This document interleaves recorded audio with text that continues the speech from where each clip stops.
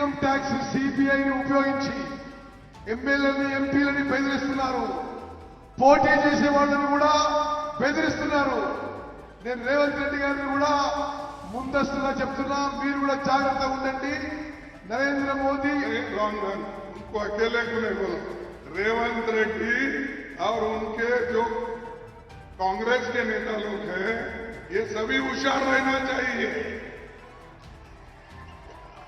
नरेंद्र मोदी, अमित शाह, रेवंत रेड्डी अंदरिनी కూడా మరి అలర్ట్ గా ఉండాలి.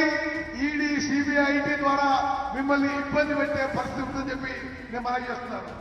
जब जब तुम्हारी ताकत बढ़ती है तब तब वो तुमको कमजोर करने के लिए खेल खेलते हैं, लेकिन तेलंगाना के लोग डरने वाले नहीं हैं.